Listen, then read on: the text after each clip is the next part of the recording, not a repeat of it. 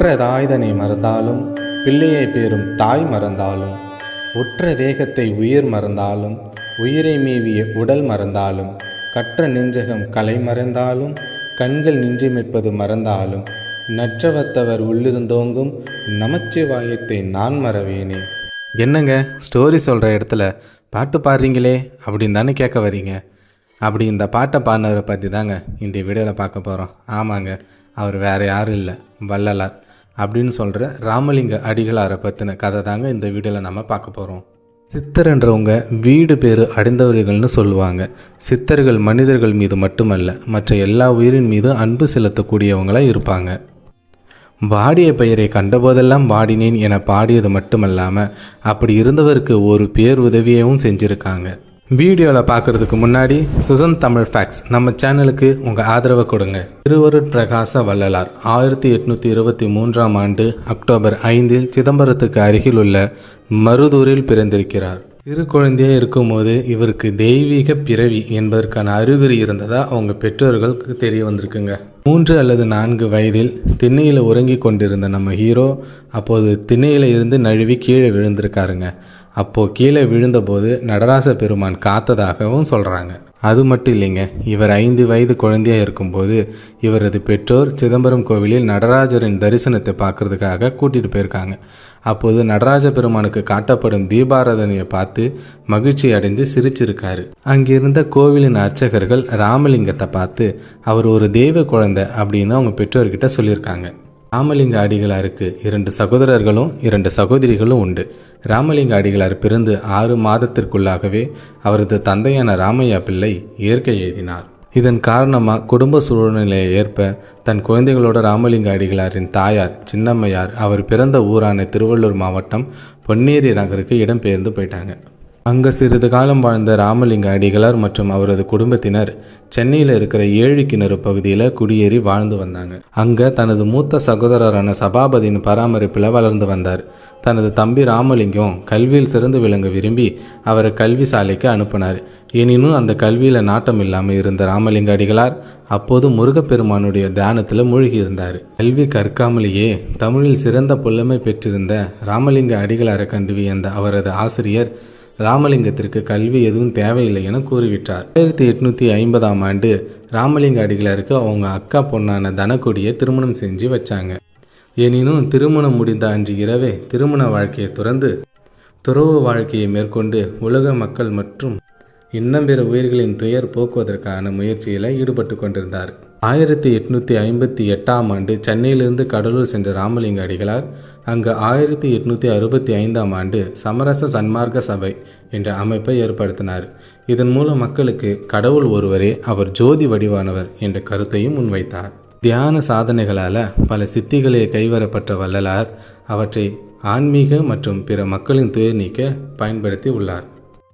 ஒருமுறை தனது ஆன்மீக சிந்தனை கருத்துக்களை எழுதி கொண்டிருந்த போது இரவு வேலை ஆகிவிட்டபடியில் தீபத்தை வைத்து கொண்டு வள்ளலார் எழுதி கொண்டிருந்தார். அப்போது தீபத்தில் எண்ணெய் குறைந்து அணிய தொடங்கிய போது வள்ளலார் அந்த தீபத்துக்கு எண்ணெய்க்கு பதிலாக தண்ணீரை ஊற்றினார்.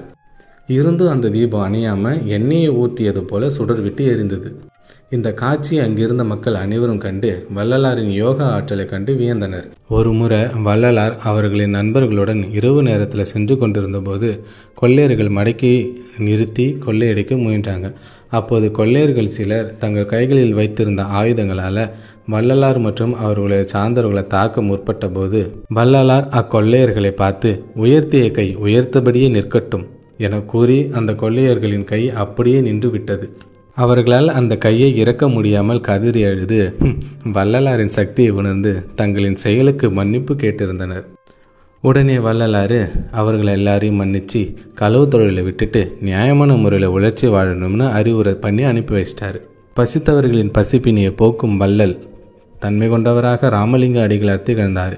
கடலூர் மாவட்டத்தில் உள்ள வடலூர் எனும் கிராமத்தில் வள்ளலார் சத்திய தர்ம சாலை எனும் அமைப்பை ஏற்படுத்தி உயர்ந்தோர் தாழ்ந்தோர் ஏழை பணக்காரன் ஆண் பெண் என பேதமின்றி அவர்களின் பசியை போக்குகின்ற அன்னதான கூடமாக இந்த சத்திய தர்ம சாலை திகழ காரணமாக இருந்தார். இதனால் மக்கள் இவரை வள்ளலார் என அன்போடு அழைத்தனர். காலப்போக்கில் இந்த சத்திய தர்ம சாலை என்பது தமிழ்நாடு முழுவதும் பல ஊர்களின் வள்ளலாரின் கொள்கையை பின்பற்றவங்களால் தொடங்கப்பட்டு இன்றளவும் பசித்தவர்களின் நிற, இன, மத, மொழி வேறுபாடு கடந்து பலரின் பசியை போக்கும் அரும் பணியை செய்து வருகிறார்கள். பசித்த வயிறு கொண்ட ஏழைகள் மற்றும் இன்னும் பிற உயிர்களின் பசியை போக்குவது கடவுளுக்கு செய்கின்ற மிகப்பெரிய தொண்டாகும் என்றும் இறைவன் ஜோதி வடிவானவர்.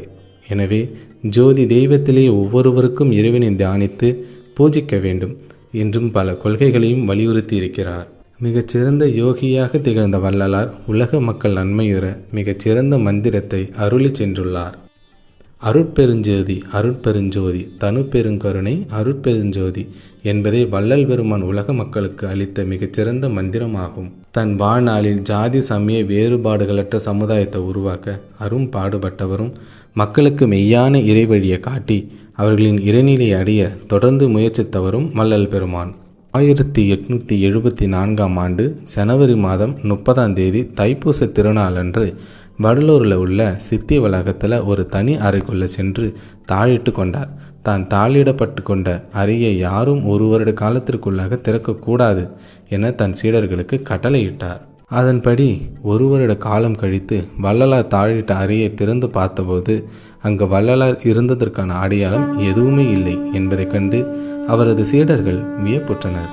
இல்லா தவயோகியாக திகழ்ந்த வள்ளலார் ஒளியுடல் பெற்றவர் என்றும், எனவே ஜோதி வடிவான இறைவனுடன் தன்னுடைய தேகத்தை ஒளி வடிவாக்கி கலந்துவிட்டார் என அவரது சீடர்கள் நம்புகிறார்கள். அதன்படியே இன்றும் தைப்பூச திருநாள் அன்று சித்தி வளாகத்தில் வள்ளலார் ஜோதி நிலை அடைந்த அறையில் ஜோதி தரிசனம் பக்தர்களுக்கு காட்டப்படுகிறது. இந்த வீடியோவில் ராமலிங்க அடிகளார் பற்றி நாம் தெரிஞ்சிருக்கோம். இன்னும் இவரை பற்றி தெரியாதவங்க பல பேர் இருந்துக்கிட்டு தான் இருக்காங்க. அவங்களுக்கு இந்த வீடியோவை போய் சேர்றதுக்கு வீடியோவை ஷேர் பண்ணுங்கள். இதுபோல் நிறைய சுவாரஸ்யமான தெரியப்படாத தமிழ் வரலாற்றை தெரிஞ்சிக்க சுதன் தமிழ் ஃபேக்ட்ஸ் யூடியூப் சேனலுக்கு உங்கள் ஆதரவை தாருங்க. நன்றி, வணக்கம்.